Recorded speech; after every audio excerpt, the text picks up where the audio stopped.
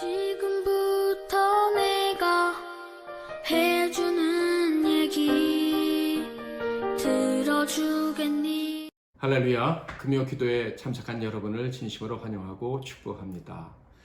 오늘은 창세기 19장 1절부터 11절 말씀을 상고하겠습니다. 구약성경 창세기 19장 1절부터 11절 말씀, 제가 3절까지만 봉독해 드리겠습니다. 저녁 때 그 두 천사가 소돔에 이르니 마침 롯이 소돔 성문에 앉아 있다가 그들을 보고 일어나 영접하고 땅에 엎드려 절하며 이르되 내 주여, 돌이켜 종의 집으로 들어와 발을 씻고 주무시고 일찍이 일어나 갈 길을 가소서. 그들이 이르되 아니라 우리가 거리에서 밤을 새우리라. 롯이 간청하매 그제서야 돌이켜 그 집으로 들어오는지라. 롯이 그들을 위하여 식탁을 베풀고 무교병을 구우니 그들이 먹으니라. 아멘. 오늘은 모든 것이 무너진 도시에서 살아남은 자, 모든 것이 무너진 도시에서 살아남은 자라는 제목으로 하나님의 말씀을 상고하겠습니다.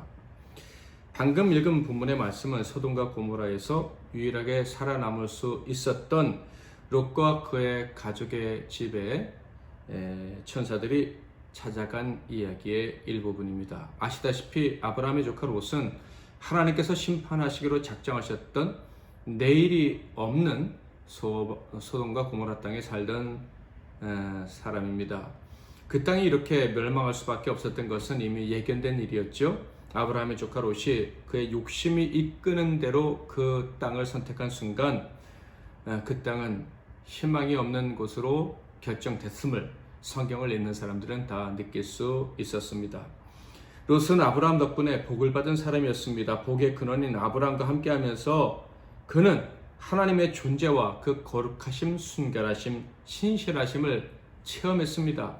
하나님이 살아계시다는 것을 알았다, 이런 얘기예요. 그런데 결정적인 순간이 찾아오니 그는 하나님의 거룩함에 대해서, 신실함에 대해서 배운 모든 것을 깡그리 잊어버렸습니다. 의를 위해 선택해야 된다, 사랑으로 하나님의 영광과 다른 이의 유익을 위해 선택해야 한다, 이런 개념들은 순식간에 그의 머릿속에서 지워져 버렸다 하는 말씀입니다. 오직 눈에 보이는 것, 더 좋아 보이는 것, 내가 남보다 더 높아질 수 있는 것, 그것을 선택하게 되었다. 그것들만이 눈에 보였다 하는 거예요. 심지어 그의 아버지 같았던 아브라함, 그 고마운 분에 대한 감사도 다 잊고 선택을 하게 됩니다. 감사는커녕 비교, 의식만이, 욕심만이 그 안에서 작동했기 때문이죠. 기회가 왔을 때 잡아야 된다, 그래서 내가 삼촌보다 더 부자가 돼야 된다는 생각에 사로잡히고 만 것입니다. 우리는 고린도전서를 통해서 사랑으로 하지 않은 모든 일, 즉 자신의 유익만을 위해 행하는 것들은 하나도 빠짐없이 아무것도 아니다 하는 것을 배웠습니다. 성경에 대한 지식이 깊지 않은 사람도 롯에 대한 부분들을 좀 자세히 보면 롯이 스스로 무덤을 팠구나 하는 것을 느낄 수가 있습니다. 아브라함이 먼저 선택할까 봐 걱정해서 아브라함이 네가 먼저 선택하라고 하니까 옳거니 하고선 소돔과 고모라를 선택을 한 것입니다. 신앙이고 이런 개념을 다 떠나서 배은망덕한 선택을 한 것이죠. 그때 롯이 소돔과 고모라를 선택했을 때 성경은 무엇이라고 지적을 합니까? 창세기 13장 10절 11절, 이에 롯이 눈을 들어 요단 지역을 바라본즉 소알까지 온 땅에 물이 넉넉하니 여호와께서 소돔과 고모라를 멸하시기 전이었으므로 여호와의 동산 같고 애굽 땅과 같았더라. 그러므로 롯이 요단 온 지역을 택하고 동으로 옮기니 그들이 서로 떠난지라.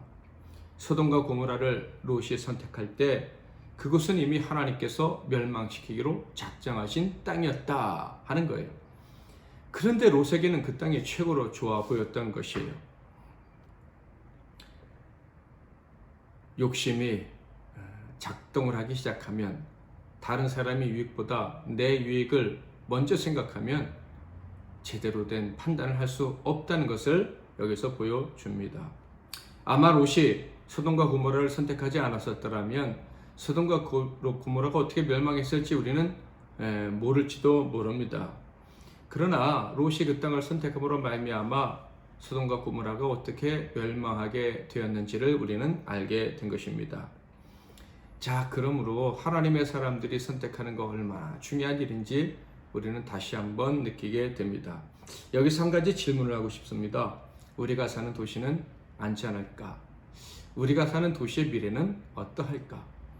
아마 우리가 어떤 마음으로 이 도시를 선택했는지에 따라서 이 도시의 미래가 결정나게 될 것입니다. 이 말씀을 보면서 그런 느낌이 들지 않으십니까?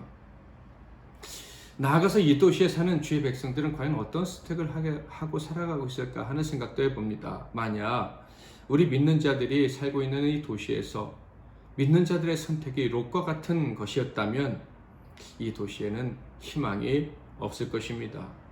만약에 우리가 사는 도시에 희망이 없다면 그 책임은 누구의 것일까요? 분명한 것은 우리는 지금 두려운 질문 앞에 직면해 있다는 것입니다. 우리가 잘못된 선택을 만약에 했다면 과연 이 도시는 어떤 운명을 맞이하게 될까? 그에 대한 답을 해야 한다는 것이죠. 과연 우리가 살고 있는 이 땅, 이 도시, 그리고 이 땅에 속해 있는 교회들을 하나님이 보존해 주실까? 여러분의 생각에는 어떻습니까? 저는 지난주에도 주의 영이 떠난 교회에 대한 이야기를 들었습니다. 그 교회에 얼마나 무서운 일이 벌어졌었는지 참 안타까운 이야기를 들은 거예요. 그런데 이런 재앙이 과연 그 교회에만 임할까?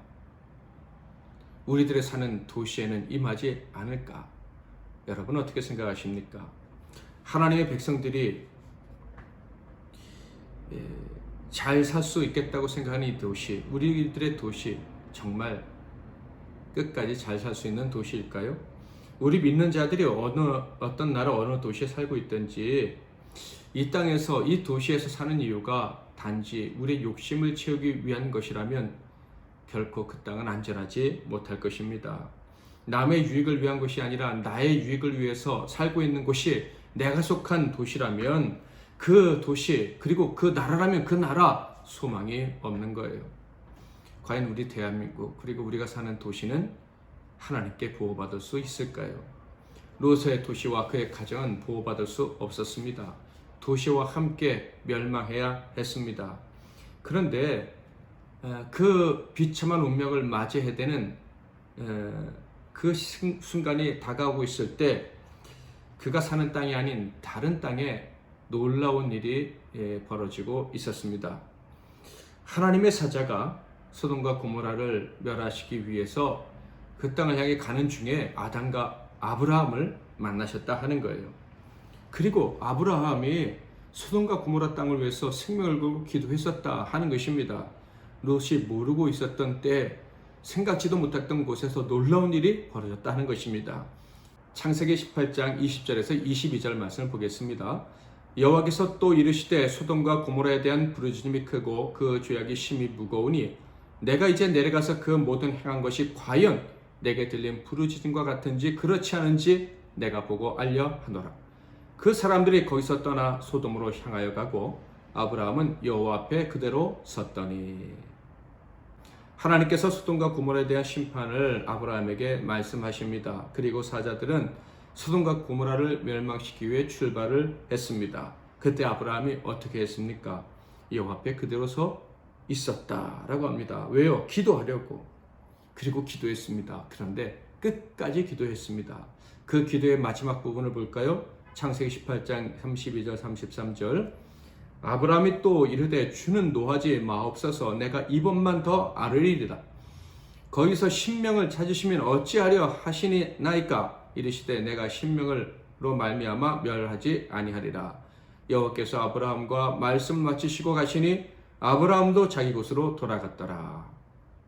욕심으로 세워진 도시, 그것이 좋다며 선택한 하나님의 사람이 사는 도시, 그 도시는 멸망의 운명을 맞이해야 했습니다. 그 도시에는 미래가 없었습니다. 그런데 그곳에서도 살 수 있는 기회가 있었다 하는 거예요. 바로 그 기회는 믿음의 사람의 기도로 말미암은 것이었어요. 자신의 욕심을 위해 선택하지 않고 하나님을 위해 이웃의 유익을 위해 심지어 자기를 서운하게 만든 사랑까지도 유익하게 하기 위해 기도하는 그 사람 때문에, 선택하는 그 사람 때문에 기회가 있었다 하는 거예요. 그러므로 만약 저와 여러분이 이 시대에 소망이 없다고 생각한다면 정말로 간절히 기도해야 합니다. 주변에서 세속적인 욕심으로 선택하고 여전히 욕심에 사로잡혀 살아가는 성도를 본다면 두려운 마음으로 그들을 위해 기도해 주어야 하는 거예요. 그렇다면 우리도 모르는 사이에 내일이 없는 땅에서 사는 자들, 멸망할 사람들을 구원할 수도 있을 것입니다. 소돔과 고모라에 살던 롯에게 내일이 사라질 때가 가까이 왔습니다. 그런데 그 때가 어떻게 찾아왔습니까? 창세기 19장 1절, 저녁 때 그 두 천사가 소돔에 이르니 마침 롯이 소돔 성문에 앉아 있다가 그들을 보고 일어나 영접하고 땅에 엎드려 절하며, 기회가 찾아온 것입니다. 천사가 오셨다. 이 말은 기회가 온 거예요. 천사는 소돔과 고모라를 멸망시키러 왔습니다. 그런데 아브라함이 기도해 주었던 사람 롯에게는 기회가 찾아온 것이죠. 소돔과 고모라를 선택했고 소돔과 고모라와 함께 망해야 될 사람이 롯이었습니다. 그런데 그 땅을 멸망시키려 천사가 왔을 때 놀랍게도 롯과 그의 가족은 구원의 기회를 얻을 수 있게 되었다 하는 것입니다. 저는 이 말씀이 얼마나 위안이 되는지 모릅니다. 여러분에게는 미래 소망이 있으십니까? 아니면 다음과 같은 염려에 사로잡혀 살고 계십니까? 혹시 4차 산업혁명이 시작됐다고 하는데, 본격적으로 새로운 시대가 열릴 거라고 하는데 나와 우리 가족은 잘 적응할 수 있을까? 도태되지는 않을까? 혹은 전쟁과 지진 같은 무서운 재앙이 정말 곧 일어날 것 같은데 하나님의 심판받고 멸망받을 것 같은 순간이 다가오고 있는데, 너무 우리의 죄악이 심해서 하나님이 심판할 것 같은데 과연 이 마지막 심판의 때 나는 살아남을 수 있을까? 우리 가족은 구원 얻을 수 있을까?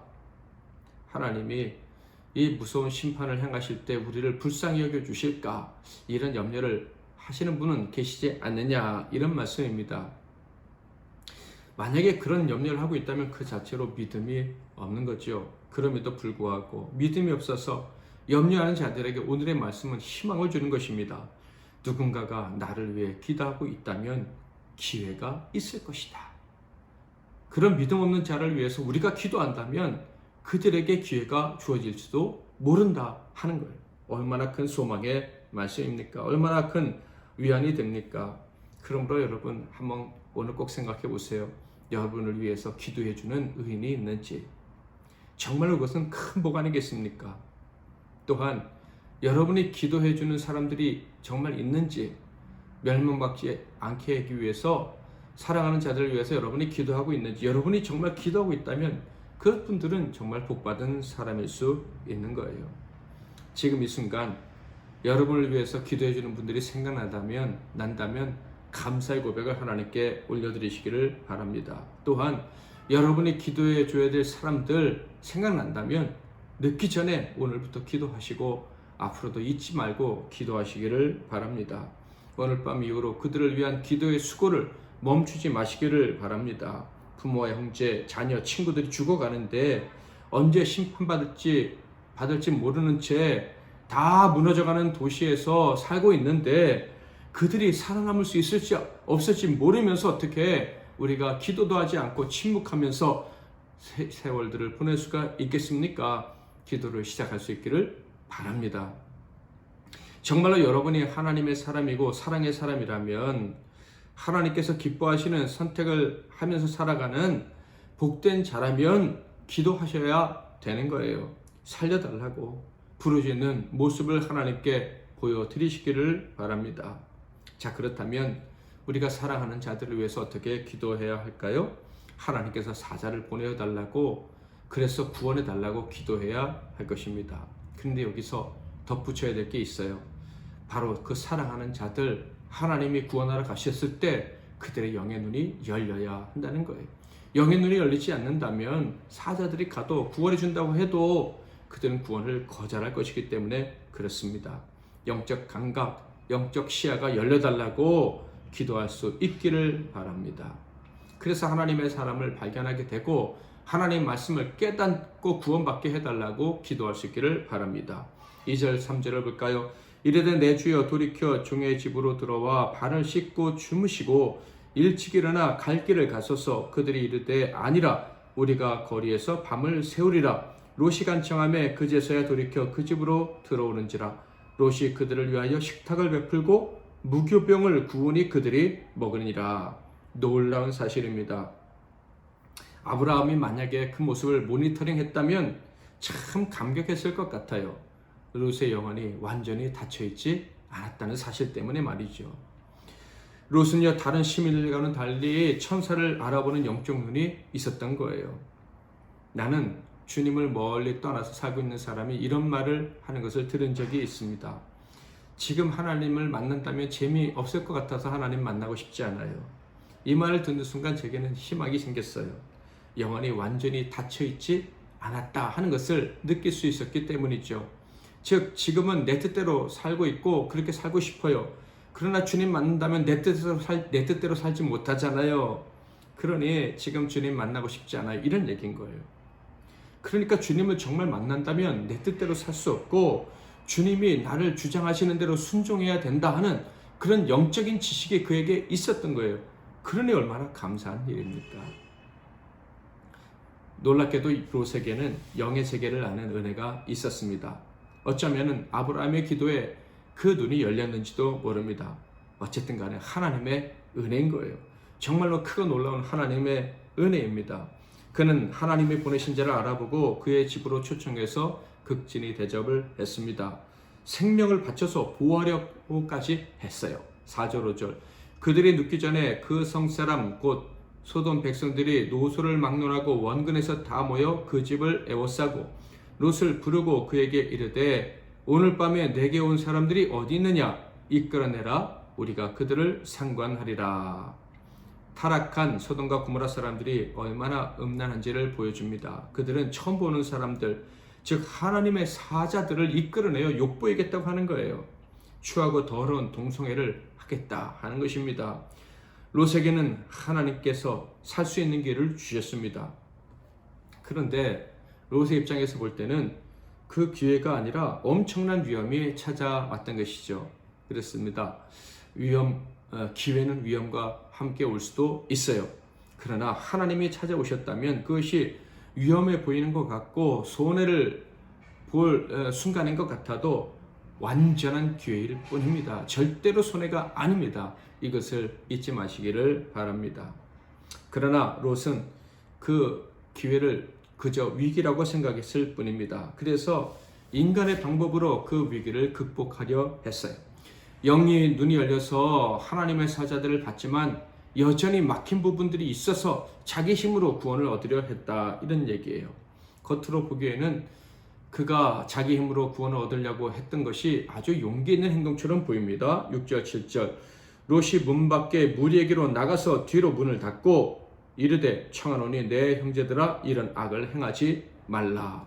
천사들을 지키겠다고 담대한 행동, 영적인 행동을 했습니다. 물론 맞습니다. 기회는 담대함으로 맞이해야 돼요. 누구 편에 설 것인가 결정했으면 그대로 행동을 해야 하는 것입니다. 세상과 관계를 끊고 하나님 편에 서려면 반드시 용기가 필요하고 그렇게 해야 합니다. 그래야 하나님이 기회를 주시는 거예요. 그런데 하나님 편에 그렇게 용기 있게 서놓고 구원을 얻기 위한 인간의 방법을 택하는 경우가 종종 있습니다. 이것을 우리는 주의해야 하는 거예요. 8절을 볼까요? 내게 남자를 가까이 하지 아니한 두 딸이 있노라. 청하건대 내가 그들을 너희에게로 이끌어 내리니 너희 눈에 좋을 대로 그들에게 행하고 이 사람들은 내 집에 들어왔은즉 이 사람들에게는 아무 일도 저지르지 말라. 롯은 하나님 편에 선 게 분명합니다. 그가 사랑했던 세상 죄악이 아니라 하나님 편에 선 거예요. 정말로 이것은 잘한 거예요. 그런데 하나님 편에 설 때 그 서는 방법이 여전히 인간적인 것이었어요. 심지어 비도덕적인 것이기까지 했습니다. 자신의 딸을 악인들의 실험거리로 내어주겠다라고 한 거예요. 자신은 구원받더라도 땅의 딸들의 영혼은 망가져도 좋다. 이런 어리석은 생각을 하고 행동을 하려 했다는 거예요. 여러분 기억하시기를 바랍니다. 하나님의 구원을 믿는다면 절대로 어리석은 타협이란 생각도 하지 말아야 된다는 것을 말이죠. 하나님 편에 서기로 했으면 철저하게 하나님이 기뻐하시는 방법을 선택해야만 하는 거예요. 다윗의 이야기를 들어보시겠습니까? 사무엘상 17장 47절 또 여호와의 구원하심이 칼과 창에 있지 아니함을 이 무리에게 알게 하리라. 전쟁은 여호와께 속한 것인즉 그가 너희를 우리 손에 넘기시리라. 하나님의 구원을 믿는다면 구원의 역사를 이루실 분은 내가 아니라 하나님이라는 사실을 역시 믿어야 된다. 이런 말씀이에요. 영의 눈이 열려서 하나님의 살아계심을 알게 됩니다. 그의 구원을 기대한다고 말합니다. 그런데 실제로 구원을 얻기 위해서 인간적인 선택을 한다. 그것도 사랑으로 행하는 것이 아니다. 그것은요, 하나님의 주신 기회를 잡는 행위가 아니라 차버리는 행동이 될 수가 있는 거예요. 용감해 보이지만 실상은 겁에 질려서 믿음이 없어서 하는 행동이다 하는 거예요. 롯이 이렇게 어리석은 행동을 했을 때 천사들이 어떻게 했습니까? 9절부터 11절을 볼까요? 그들이 이르되 너는 물러나라. 또 이르되 이 자가 들어와서 거류하면서 우리의 법관이 되려 하는도다. 이제 우리가 그들보다 너를 더 헤아리라 하고 롯을 밀치며 가까이 가서 그 문을 부수려고 하는지라. 그 사람들이 손을 내밀어 롯을 집으로 끌어들이고 문을 닫고 문 밖에 무리를 대소를 막론하고 그늘을 어둡게 하니 그들이 문을 찾느라고 헤매었더라. 하나님께서 구원하신 거예요. 구원은 하나님께로부터 온다는 것을 분명히 다시 한번 롯에게 상기시켜 주셨습니다. 결국 우리를 도우실 분은 하나님밖에 없다는 사실을 보여주신 거죠. 오늘 우리는 정말로 어리석은 선택으로 멸망의 땅에 살다가 그 땅과 함께 멸망할 위기에 놓인 롯의 이야기를 듣고 있습니다. 그런데 그에게는 기회가 왔죠. 분명히 그를 위해서 기도하는 자가 있었기에 그는 기회를 잡은 것입니다. 기도를 들으시는 구원자 하나님이 계셨기에 그는 멸망의 땅에서 구원 얻을 수 있는 기회를 얻은 것입니다. 사랑하는 성도 여러분, 우리는 아무리 세상에 희망이 없다고 해도 정말 위험에 가득한 세대를 살아간다 할지라도 구원을 얻게 될 것입니다. 바른 선택을 할 수만 있다면 구원을 얻을 뿐만 아니라 남을 살리는 복된 삶을 살 수도 있을 것입니다.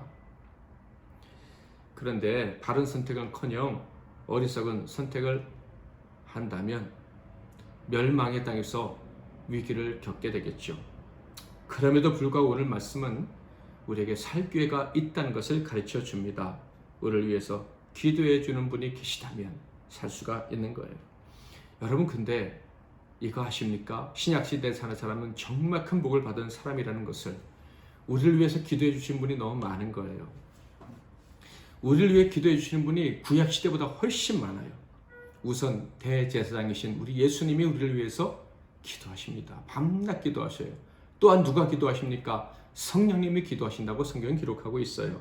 로마서 8장 26절 27절 이와 같이 성령도 우리의 연약함을 도우시나니 우리는 마땅히 기도할 바를 알지 못하나 오직 성령이 말할 수 없는 탄식으로 우리를 위하여 친히 간구하시느니라.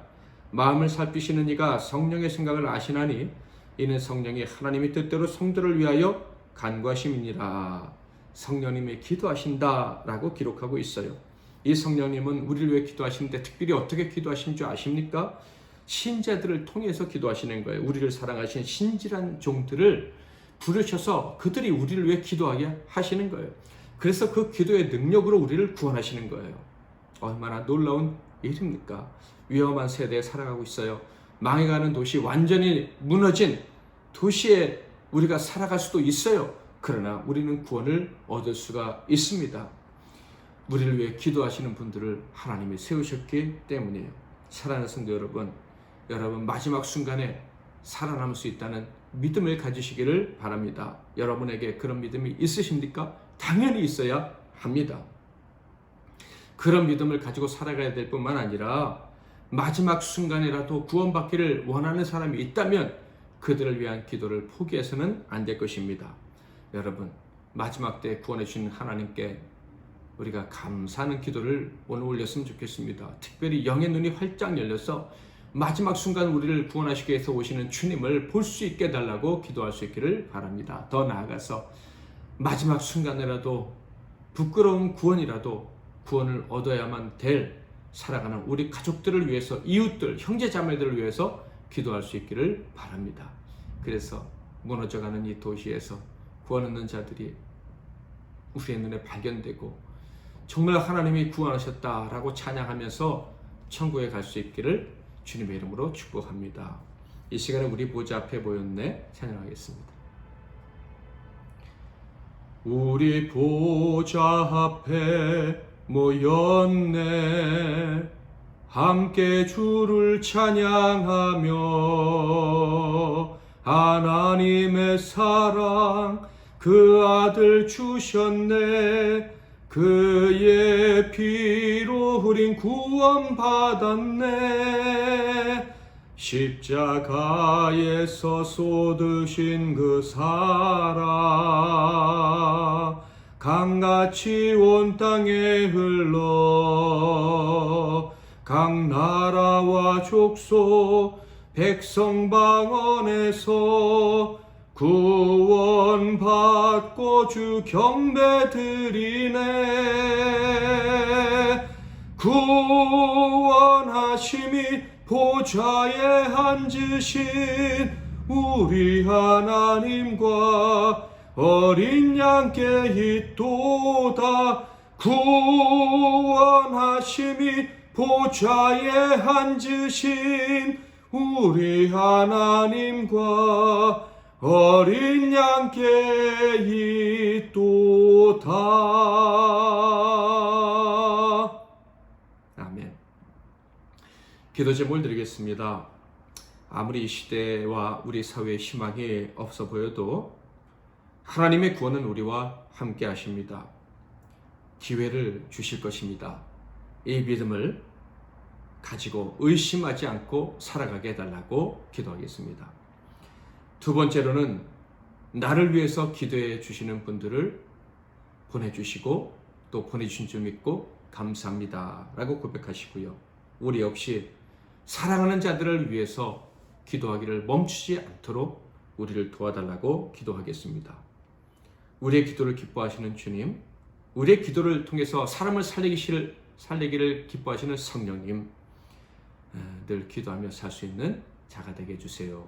기도하기 테니까 도와주세요 라고 기도하겠습니다. 세 번째로는 이 나라와 이 민족 세계 복음화를 위해서 기도하겠고요. 이 사명을 감당하는 우리 교회가 되게 해달라고 또 사명을 감당하는 우리 선교사님들과 전도자들을 위해서 기도하겠습니다. 환우들을 위해서 기도해 주시고 그 우리 사랑하는 가족들을 위해서도 기도해 주시기를 바랍니다. MBC 나눔교회와 나눔센터 내일의 사역을 위해서도 기도해 주시고 많은 동역자들을 위해서도 기도해 주시기 바랍니다. 제가 먼저 잠깐 기도하고 여러분 또 각자 오늘 밤 마음껏 기도하시기를 바랍니다. 하나님 아버지, 하나님의 구원을 알게 해주시고 구원을 기대하며 살아갈 수 있도록 허락해 주시니 감사합니다. 우리의 어리석은 선택이 세상을 망하게 하고 또 그 멸망당할 이 세상에 속해 고난을 받으며 살게 한다 할지라도 하나님의 구원은 우리를 외면하지 않으실 줄 믿습니다. 우리를 위해 기도하는 분들이 있기 때문일 뿐만 아니라 예수님과 성령님이 기도해 주시기에 우리는 구원받게 될 줄 믿습니다. 이 믿음으로 살게 하옵소서 뿐만 아니라 하나님의 구원을 끝까지 포기하지 말고 사랑하는 자들의 구원을 위해 끝까지 기도하는 우리 모두가 되게 하옵소서. 예수님의 이름으로 기도하옵나이다. 아멘.